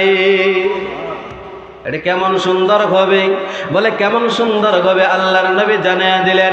ওই হুরের দেখবেন অনেকে আছে, দেখবেন দুনিয়ার জমিনে দেখবেন যে আপনার স্ত্রী, অনেকের স্ত্রী আছে, পানি খাইলে দেখবেন গলা দেয়া যাইতেছে, দেখা যায়, আছে না? না। আর জান্নাতে কেমন হুর দেওয়া হবে? বলে কেমন হুর দেওয়া যাবে জানো নি? পানি খাইলে যে জায়গার মধ্যে যাবে ওই জায়গা পর্যন্ত দেখা যাবে। কেমন সুন্দর দেওয়া হবে, বলে কেমন কাপড় পরবে, বলে কেমন পোশাক পরবে, বলে কোনো কেমন পাখি জামা পরবে কিনা অন্য কোনো জামা পরবে। বলে জান্নাতের ভিতরে 24 ঘন্টার মধ্যে 24 ঘন্টার ভিতরে রাইতে দিনে মিলাইয়া 70 রকমের জামা পরিবর্তন করবে। কয় রকমের? যত কোটিপতি হোক 10-15 24 ঘন্টায় ভরাইতে পারে না, ঠিক নেই। কয় রকমের? 10 রকমের ভরাইতে পারে না, 5 রকমের ভরাইতে পারে না। কিন্তু জান্নাতের ভিতরে 70টা হুর দেওয়া হবে। ওই হুরদের আপনার এক একটা হুরের 70 রকমের কালারের কাপড় পরবে ও জামা পরবে। তাহলে বুঝুন তো আল্লাহর কাছে জামার কি অভাব আছে? কালারের কি অভাব আছে? কালারের অভাব নাই। আল্লাহ রাব্বুল আলামিন বললেন জান্নাতের বর্ণনা দিয়া, বলে জান্নাতটা কেমন হবে জানোনি? বলে দুনিয়ার মদ খাওয়া হারাম, কিন্তু জান্নাতের ভিতরে মদ আছে। জান্নাতের ভিতরে কি আছে? আছে না নাই? জান্নাতের ভিতরে মদটা কেমন হবে আল্লাহর নবী জানায়া দেন, এটা দুধের চেয়েও আরো সাদা হইব। দুধের চেয়ে কি? দুধের চেয়েও আরো সাদা হবে, মধুর চেয়েও আরো মিষ্টি হবে। ওই মা মদ খাইয়া মানুষ মাতলাবে না, ওই মদ খাইয়া মানুষ আনন্দ লাগবে, ফুর্তি করবে, ওই মদ খাইয়া মানুষের তৃপ্তি সহকারে খাইতে পারবে। আর দুনিয়ার জমিনে মদ খাইয়া বউরে গিয়া কো আম্মা, ঠিক না? আছে না নাই? দুনিয়ার মদ খাইয়া গিয়া দেখবেন মেয়েরে কো বউ, আছে না নাই? আল্লাহ বলেন এটা জান্নাতের ভিতরে এই মদ দেওয়া হবে না। জান্নাতের ভিতরে মদ দেওয়া হবে, এটা সুস্বাদু থাকবে, 1000 রকমের মজার স্বাদ থাকবে। ওই মদ যখন খাইবে আর জাহান্নামীরা চিন্তা করবে দুনিয়ার জমিনে মদ খাইয়া, বাবা ট্যাবলেট খাইয়া, ইয়াবা ট্যাবলেট খাইয়া, পেন্সিডিল খাইয়া, বিভিন্ন ধরনের নেশা খাইয়া, বিড়ি সিগারেট খাইয়া দুনিয়ার জমিনে খাইতে খাইতে একদম শেষ করে আসছে। কিন্তু আমরা আজকে জাহান্নামী হয়েছে। আর জান্নাতীদের দিকে তাকায় বলবে তারা দুনিয়ার জমিনে কোনো বিড়ি সিগারেট খায় নাই, দুনিয়ার জমিনে মদ খায় নাই, দুনিয়ার জমিনে পেন্সিডিল খায় নাই, দুনিয়ার জমিনে বাবা নামক ট্যাবলেট খায় নাই, দুনিয়ার জমিনে ইয়াবা খায় নাই, দুনিয়ার জমিনে বিভিন্ন ধরনের নেশা খায় নাই। কিন্তু আজকে তারা জান্নাতে। আমরাও যদি না খাইতাম রে, আজকে আমরা জাহান্নামে আইতে হইতো না, আমরাও আজকে জান্নাতের মধ্যে থাকতাম। এই সময় আর এই চিন্তা করলে কাম হইব নি? চিন্তা করলে কাজ হইব? এই চিন্তা করলে কাজ হবে না। তার জন্য আল্লাহ রাব্বুল আলামিন জানিয়ে দিলেন দুনিয়ার টাকা অবস্থা চিন্তা করতে হবে, দুনিয়ার টাকা অবস্থায় বুদ্ধি নিতে হবে। বলে কাদের বুদ্ধি নেবেন? বলে হুজুরদেরকে, আলেমদের বুদ্ধি নিয়ে পরামর্শ নিয়ে চলবে। বলে নামাজ কিভাবে পড়তে হয়, রোজা কিভাবে রাখতে হয়, এইগুলো আলেম উলামাদের থেকে নিয়ে চিন্তা ভাবনা করে রাখতে হবে, আদায় করতে হবে। বলে দুনিয়ার জমিনে কি হবে? বলে দুনিয়ার জমিনে নামাজ পড়লো আপনার সূরা কেরাত দরকার আছে না নাই? সূরা কেরাত দরকার আছে না নাই? তাহলে সূরা কেরাত একজন মুসলমান সূরা কেরাত কমপক্ষে 5টার দরকার। কয়টা? 5টার দরকার না? 5টার দরকার কমপক্ষে। সূরা ফাতিহা নিয়া, কি নিয়া? সূরা ফাতিহা, এটা সূরা না? এটা সূরা। 5টা সূরা আমরা শিখবো তো ইনশাআল্লাহ। ইনশাআল্লাহ আমরা শিখে নিব। বলে হুজুর জান্নাতের ওয়াজ করলেন, জাহান্নামের কি অবস্থা? আল্লাহর নবী বললেন মেরাজে যখন গেলাম, হযরত আবু হুরায়রা রাদিয়াল্লাহু তাআলা আনহু থেকে বর্ণিত, জাহান্নামের আগুনকে 1000 বছর পর্যন্ত জ্বালানো হয়েছে। কয় হাজার? সবাই কনা কয় হাজার? 1000 বছর পর্যন্ত জাহান্নামের আগুন জ্বালানো হয়েছে।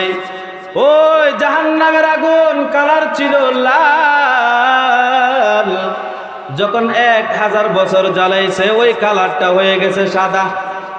কি হয়েছে? সাদা হয়ে গেছে। আরো 1000 বছর জ্বালানোর পরে ওইটার কালার হয়ে গেছে কালো। তারপরে যখন এটাকে 1000 বছর জ্বালানো হয়, এটা একদম কালো হয়ে গেছে। আল্লাহর নবী বললেন, কেমন কালো জানো নি? দুইজন মানুষ একজনের সাথে আরেকজনের পিঠ লাগায় যদি দাঁড়ায়, তাহলে একজন আরেকজনের টোগায় হইতো না, কুজ্জা হইতো না, এমন কালো বানানো হয়েছে। তাহলে জিবরাইল আলাইহিস সালাতু ওয়াস সালাম বললেন, আমি যখন মেরাজে গেলাম, যাওয়ার পরে জিবরাইল আমিন বললেন, ইয়া রাসূলুল্লাহ, ইয়া হাবিবাল্লাহ, নবী গো, চলেন আমরা জাহান্নামের মধ্যে যাই। যাওয়ার পরে নবী বললেন, আমি যখন এই শাস্তিগুলা দেখলাম, বলে কেমন শাস্তি দেখছেন? বলে কিছু কিছু মানুষে দেখলাম জাহান্নামের মধ্যে জ্বালানো হইতেছে, জাহান্নামের মধ্যে জ্বালাইয়া এমন উত্তপ্ত আগুন দেওয়া হইতেছে। আমি যখন এই উত্তপ্ত আগুন দেখলাম, জ্বালানো দেখলাম, দেখার সাথে সাথে আমার মাথা ঘুরতে দিয়ে দিল, আমার মাথা ঘুরানো দিয়ে আমি ভরে গেলাম। জিবরাইল আমিন বললেন, ইয়া রাসূলুল্লাহ, ইয়া হাবিবাল্লাহ, আল্লাহর নবী বললেন, জিবরাইল আমিন আমার পায়ের মধ্যে মালিশ করতেছে। নবী গো, আপনি উঠেন, আপনি উঠেন। 3 বার বলার পরে আমার নবী জাহান্নাম থেকে যখন শুয়ে গেলেন, বেহুশ হয়ে গেলেন, ওই জায়গার থেকে ওইটা দাঁড়াইলেন। জিবরাইল আমিনকে ডাক দিয়া বললেন, জিবরাইল আমিন শুনিয়া নাও, ওই জায়গার মধ্যে আযাব দেন হইতেছে। কেন হইতেছে আমাকে জানাইয়া দাও। বলে 4 শ্রেণীর মানুষের বলে আযাব হইতেছে। বলে 4 শ্রেণীর মানুষ কারা? বলে 4 শ্রেণীর মানুষ একটা গুনাহের সাথে জড়িত। কয়টার সাথে? কি আযাব হইতেছে আগুনের মধ্যে এমন অবস্থায়। আর নবী বললেন 4 শ্রেণী মানুষ। জিবরাইল বললেন নবীজিকে, 4 শ্রেণীর মানুষ। বলে 1 শ্রেণীর মানুষ, বলে তারা কিসের সাথে জড়িত? বলে তারা সুদের সাথে জড়িত। সুদ নাই আপনার এলাকায়? আপনার মতো সুদ খায়? সুদ খায়? কত কেন সুদ খায়? আপনারা মতো মুসলমানে না হিন্দু? মুসলমানে সুদ খায়। ইন্না লিল্লাহি ওয়া ইন্না ইলাইহি রাজিউন। দেখি তো আল্লাহর নবী বললেন, সুদের সাথে জড়িত 4 শ্রেণীর ব্যক্তি। 1 নম্বর হলো যারা সুদ দেয়। 1 নম্বর কি? সুদ দেয় না, আসেনি? যারা সুদ দেয়।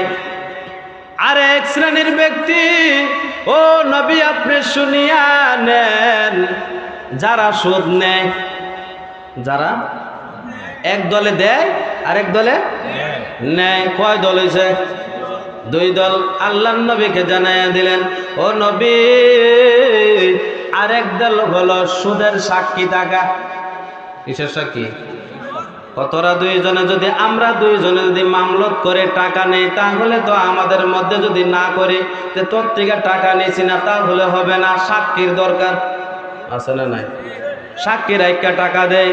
আল্লাহর নবী বললেন 3 শ্রেণীর ব্যক্তি। 1 নম্বর হলো যারা টাকা দেয়, আরেক দল হলো যারা টাকা নেয়, আরেক দল হলো যারা সাক্ষী থাকে। 4 নম্বর জানায়া দেন ও জিবরাইল আমিন, 4 নম্বর কারা?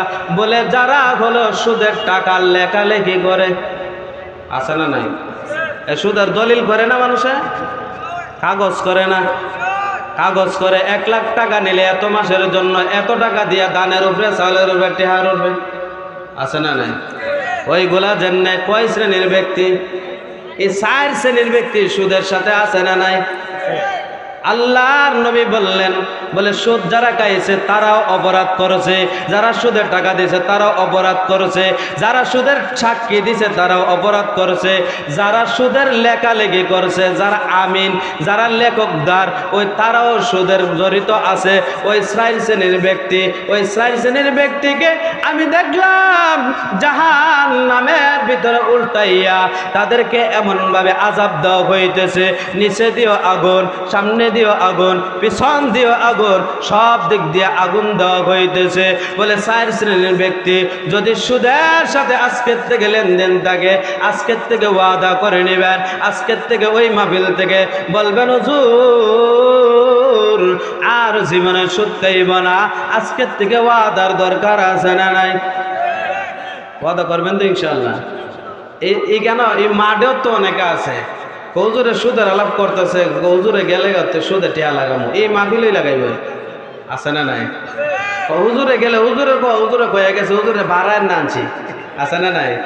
হুজুরে কয়া যাইবে গো, হুজুরে আনছে। আবার কিছু মানুষে কবে হুজুরে ক্যাডারে দাওয়াত দিছে, সুদের আলোচনা করে। আছে না নাই? এরকম ফাঁকনা লোক আছে না নাই?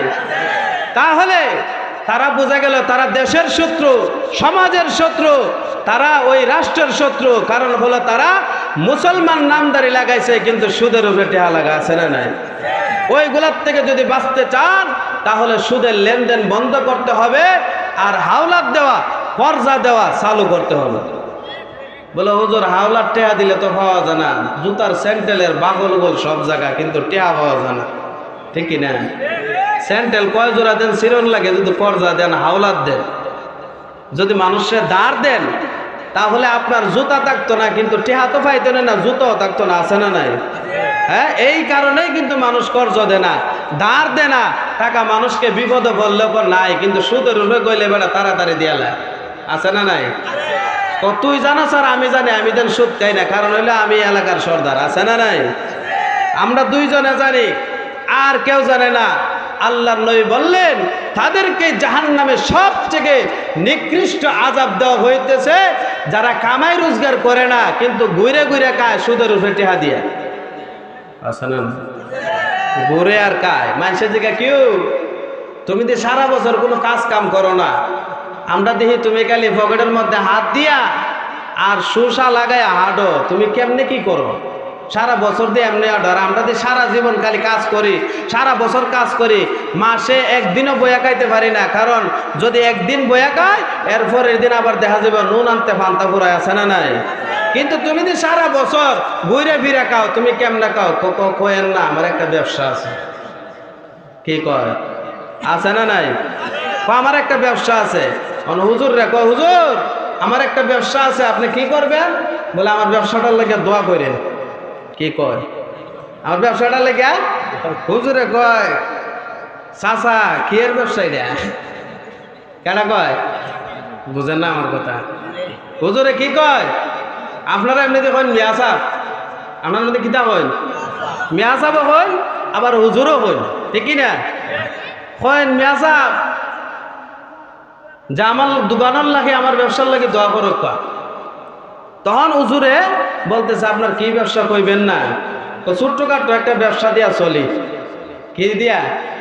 ছোট্টখাটো একটা ব্যবসা দিয়া চলি। তখন বলতেছে যে ছোট্টখাটো ব্যবসা, চাচা যদি নাম না করেন তাহলে তার নাম লইয়া দোয়া করুন যে আমার চাচার বাঁশের ব্যবসা, আমার চাচার দোকানের ব্যবসা, বিভিন্ন ধরনের দোকান আছে না, আমি নাম লইয়া দোয়া করলে মনে করেন তাড়াতাড়ি কাজ হইব। তাড়াতাড়ি কি হবে? কাজ হবে।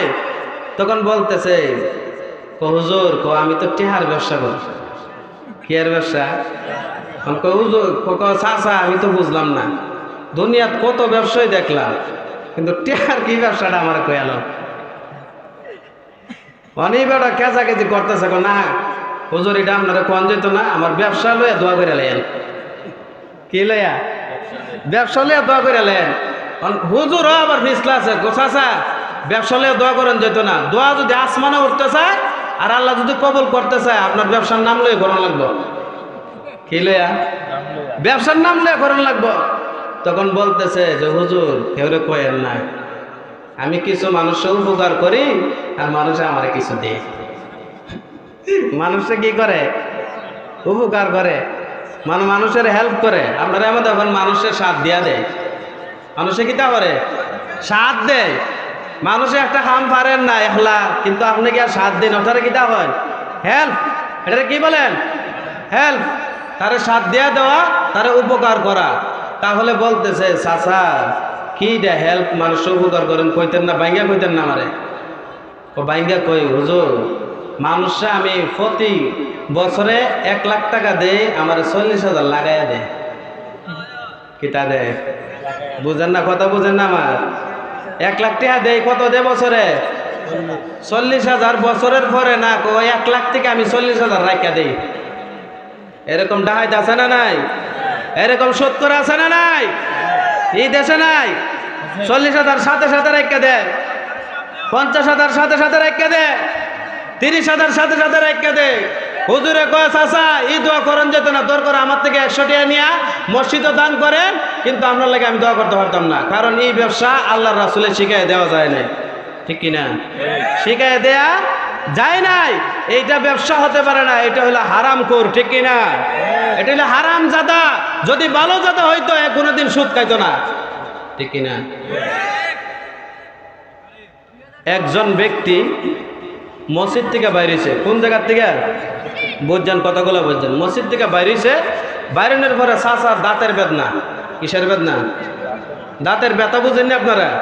দাঁতের ব্যথা যখন ধরছে, ইমাম সাহেবরে বলতেছে, ইমাম সাহেব এমন কিছু আসেনি যে আমি ডাক্তার, কত ডাক্তার দেখাইছি, কিন্তু আমার দাঁতের ব্যথা, বুঝেননি আমার কথা, দাঁতের ব্যথা কি হয় না, ভালো হয় না। হুজুরে কইতেছে আপনার দাঁতের ব্যথা একটা ওষুধে শুধু যাইব, আর কোনো ওষুধে আপনারা ধরতো না।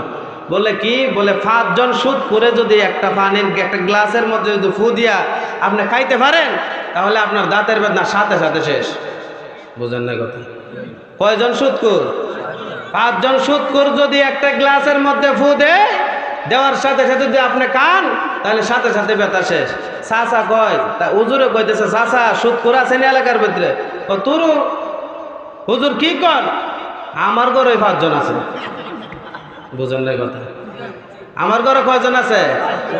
আমিও খাই, আমার বউও খায়, আমার মেয়েও খায়, আমার ছেলেও খায়, আমার ছেলের বউও খায়। আরো কইতাম নি হুজুর? আছে না নাই? আরো কইতাম নি হুজুর? কোকা আর কোন লাগতো না। চাচা আপনার মুখ দিয়ে এগুলা আনানোর জন্যই আপনারা এগুলা বলছি, আপনার ঘরের ভিতরে সুদ করে আসেনি। বুঝছেন নি কথা? এখন প্রতিটা ঘরে ঘরে আছে না নাই? দি সুদের সাথে জড়িত নাই? আছে। তাহলে সুদ থেকে বাঁচতে হবে। কিসের দিকে? এখন আসেন, ঘুষখোর। কি কর? সুদ করে নিল 70টা গুনাহ। খেয়াল করেন, কয়টা গুনাহ? বোঝার জন্য বলতেছি, আপনারা এগুলা প্রচার করবেন বেশিরভাগ। সুদ করে কয়টা গুনাহ? 70টা গুনাহ। কয়টা? 70টা গুনাহ। 70টা গুনার থেকে সবথেকে বড় গুনাহ হলো, আমি কোরআনের আয়াত বলতেছি, আল্লাহ রাব্বুল আলামিন জানিয়ে দিলেন, ইয়া আইয়ুহাল্লাযীনা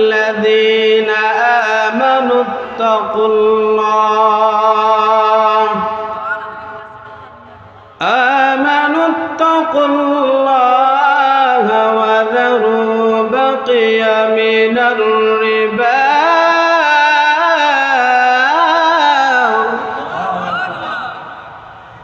ইন কুনতুম মুমিনিন।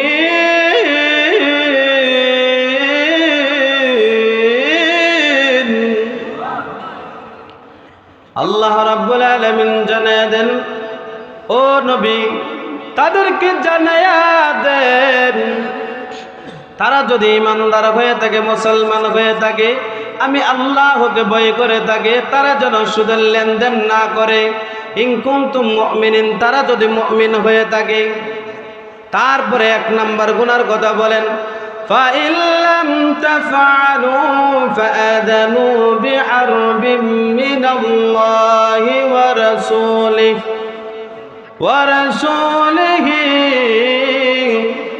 আল্লাহ রাব্বুল আলামিন জানিয়ে দিলেন, সবথেকে সুদের সবথেকে বড় গুনাহ হলো আল্লাহ এবং আল্লাহর রাসূলের বিরুদ্ধে যুদ্ধ ঘোষণা করা। কি করা? আল্লাহ এবং আল্লাহর রাসূলের সাথে যুদ্ধ করে একমাত্র সুদখোর। একমাত্র কি কর? কি করে? আল্লাহ এবং আল্লাহর রাসূলের বিরুদ্ধে যুদ্ধ করার জন্য তারা নেমে যায় মাঠের মধ্যে। তাইলে বোঝা গেল কত বড় কলিজা তাদের। 2 নম্বর গুনাহ। 1 নম্বর হলো সবচেয়ে উপরে, মা এবং আল্লাহ এবং আল্লাহর রাসূলের বিরুদ্ধে যুদ্ধ করা। একবারে নিম্নের গুনাহটা হলো, একবারে স্বাভাবিক, একবারে ছোট্ট গুনাহটা হলো, আল্লাহর নবী জানায়া দেন, মার সাথে 36 বার জিনা করা। কথা কয় না? মার সাথে কয়বার? 36 বার। একমাত্র সুদ করে মার সাথে জিনা করে। কেডা করে? একমাত্র সুদ করে মার সাথে জিনা করে, আর কেউ জিনা করতে পারে না। 1 টাকা যদি হারাম ভাবে খান, 1 টাকা যদি সুদের উপরে লাগায়া খান, তাহলে 1 টাকার বিনিময় মার সাথে 36 বার জিনার গুনাহ হয়। তাহলে বোঝা গেল তাদের কলিজা বড় শক্ত। ঠিক কি? তাদের কলিজা কি শক্ত হয়ে গেছে। আল্লাহ রাব্বুল আলামিন জানিয়ে দিলেন, খাতামাল্লাহু আলা কুলুবিহিম ওয়া আলা সামঈহিম ওয়া আলা আবসারিহিম গিশাওয়াতু ওয়া লাহুম আযাবুন আযীম।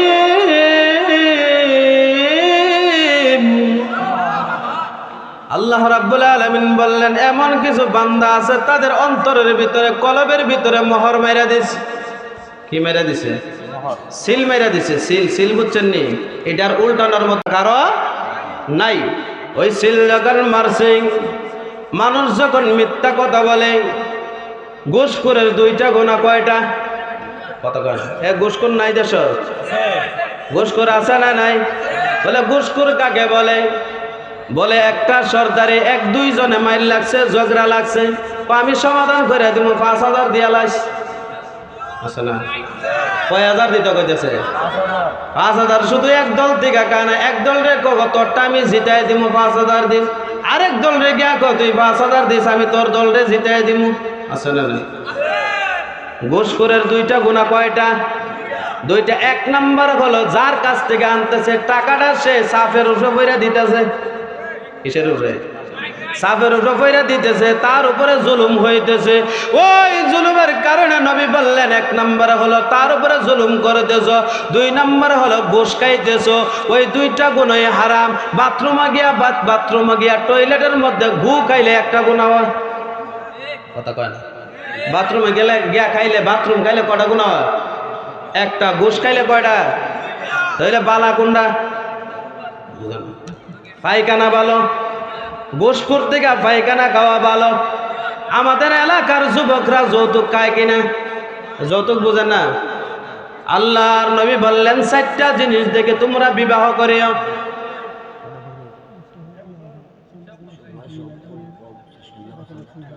মিলাদ করিও। 4টা জিনিস কয়টা? একটা মেয়েরে যদি দেখতে চান কয়টা দেখতে হবে গুণ? 4টি। 1 নম্বর হলো লিমালিহা। 1 নম্বর কি? সবাই যারা যুবক বিয়া করছে না এর দরকার এটি, ঠিক কিনা? কয়টা? এই 4টা আজকে লয়ে যাওয়ার লাগবে বাড়ির মধ্যে। কয়টা? লিমালিহা। শ্বশুর বাড়ির মধ্যে ধন সম্পদ দেখিয়া বিয়া করিও। কিতার মধ্যে? বুঝেন না? ধন সম্পদ দেখিয়া বিয়া করা রাসূলের সুন্নত। রাসূলের কিতা? সুন্নাত। আর যৌতুক নেওয়া কিতা? হারাম। যৌতুক নেওয়া কিতা? হারাম। যৌতুক নেওয়ার চেয়ে বাথরুমে গিয়া গু খাওয়া ভালো, বুঝছেন না কথা? যৌতুক নেওয়ার চেয়ে। কারণ হলো শ্বশুর বাড়িতে এমন চাপ দিছেন, কত 1 লাখ টাকা না দিলে তোমার মায়ের আমি বিয়ে করতাম না, আছে না নাই? এই বেলা কিস্তির থেকে টেয়া তুললে হইলে দেওয়ান লাগে, আছে না নাই? সুদের থেকে টেহা হইলে আপনার যত সমস্যা হোক সুদের থেকে আইন নইলে দেওয়ান লাগে, আছে না নাই? তাইলে 1 নম্বর কি বলছি? লিমালিহা। শ্বশুর বাড়ির ধন সম্পদ দেখে বিয়া করার দরকার, ঠিক কিনা? কিন্তু যৌতুক আনা যাবে না। শ্বশুর বাড়ির ধন সম্পদ কে লিগে দেখে বিয়া করতেন? কারণ হলো শ্বশুর বাড়ির যখন হক বন্টন হবে তখন আপনার স্ত্রীও 1 ভাগ পাইব, ঠিক কিনা? পাইব নি? এইটা নেওয়া জায়েজ আছে, কিন্তু যৌতুক যখন তখন যৌতুক নেওয়া হারাম, যখন তখন কিনা। 2 নম্বর হলো ওয়ালি হাসাবিহা। বংশ দেখে বিয়া করো। কি দেখে? বংশ দেখে। বংশ যদি ভালো না হয় তাহলে আপনার পুরা ফ্যামিলিটা নষ্ট করে লাগবে, আছে না নাই? বংশ দেখে কি করতে হবে? বিবাহ করতে হবে। ভালো বংশের মায়া হলে আপনার ফ্যামিলিটাকে উজ্জ্বল করবে, ঠিক কিনা? 3 নাম্বার ওয়ালি জামালিহা। সৌন্দর্যতা দেখে বিয়া করবা। কি দেখিয়া? সুন্দর দেখিয়া। আর অনেকে আছে সুন্দর দেখি পাগল হইয়া জায়গা, কিন্তু গুণের আশা করে না, ঠিক কিনা? কোনো কিছুই করে না। সুন্দর দেখে আমি রাজি, আমার বাপ রাজি, আমার 14 গোষ্ঠী রাজি, আছে না নাই? সুন্দর দেখলেই হবে না। সে নামাজ পড়ে কিনা, পর্দা করে কিনা, সে ইসলাম শরীয়ত মোতাবেক চলে কিনা, মা বাবার কথা শুনে কিনা, পাড়া প্রতিবেশীর কষ্ট দেয় কিনা, এগুলা দেখার দরকার আছে না নাই? তাহলে সৌন্দর্য দেখবেন। 4 নাম্বার ওয়ালি দীনিহা। রাসূল বললেন তোমরা দিনদার দেখে বিয়া করো। কি দেখিয়া? সবাই কন্যা কি দেখিয়া দিনদার বুঝেননি পর্দা করে কিতা করে 5 ওয়াক্ত নামাজ পড়ে তার বাদে রমজান মাসে রোজা রাখে জাকাত দেওয়ার সময় জাকাত দেয় আর যত আইন কানুন আছে সব মানিয়া চলে তাইলে তারে বিয়া করা যায় ঠিক না রাসূল বললেন যদি প্রথম 3টা নাও থাকে যদি দিনদার হয় তাহলে তোমরা বিবাহ করে নাও যদি তোমরা দিনদার বিবাহ না করো তাহলে তোমাদের দুনিয়াতেও ধ্বংস আখিরাতেও ধ্বংস কি না হলে দিনদার না হলে তাহলে আমাদের এলাকার ভিতরে বা বিভিন্ন জায়গায় দেখবেন কয়েকটা কথা বলবো 5 মিনিটের ভিতরে ইনশাল্লাহ শেষ করে দেবো কয় মিনিট 5 মিনিট টাইম নিতেছে আপনাদের কাছ থেকে অনেকে আছে দেখবেন জামাইয়ের ঘর থেকে আপনার অন্য বেড়াইতে লোকে যায় গিয়া আপনার এলাকার নাই আল্লাহ রাব্বুল আলামিন জানিয়ে দিলেন সূরা নিসা 23 নম্বর আয়াতের মধ্যে কয় নাম্বার 23 নম্বর আয়াতের 5 নম্বর পারা প্রথম নম্বর পৃষ্ঠা প্রথম নম্বর লাইনে যারা হাফেজ আছে হইতে পারবো সোহেলে হইতে পারবো বলা ওয়াল মুহসানাতু মিনান নিসাই ইল্লা মা মালাকাত আইমানুকুম এই আয়াতের ব্যাখ্যার মধ্যে লেখা আছে যে তোমরা স্বামীকে তালাক না দিয়া তোমরা অন্য বেড়াইতে লেগে যায় না বুঝেন না কথা স্বামীও যদি না সারে তোমরা অন্য মানুষের সাথে অন্য পুরুষের সাথে বিবাহ বসতে পারব যদি স্বামী না সারে আর অন্য পুরুষদের সঙ্গে যান আর বিবাহ বন্ধন করেন যত ফুলাবান হইব যত মাইয়াবান হইব এই ঘর থেকে একটা হালাল জাত হইত না সবগুলো হারাম জাত হইব বুঝেন নাই কথা আর যারা মনে করেন ওই জায়গার মধ্যে স্বামীর ঘর থেকে আনে নাই আর মা সুপারিশ করে বাবা সুপারিশ করে অন্য কেউ সুপারিশ করে ওই মাইয়ার যত গুনাহ হবে জিনার গুনাহ বেবিচারের গুনাহ মা বাবা যারা তাদের সাথে অংশীদার আছে তাদেরও পাপের গুনাহ হবে তাদের কি হবে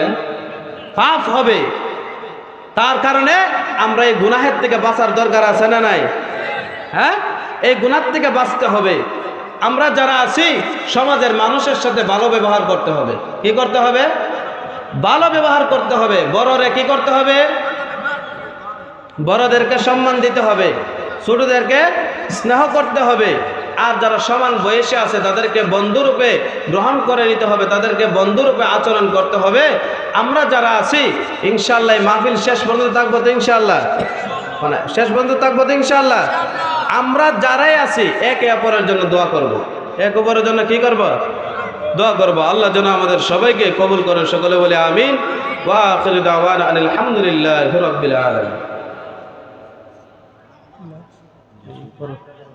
মাইক লো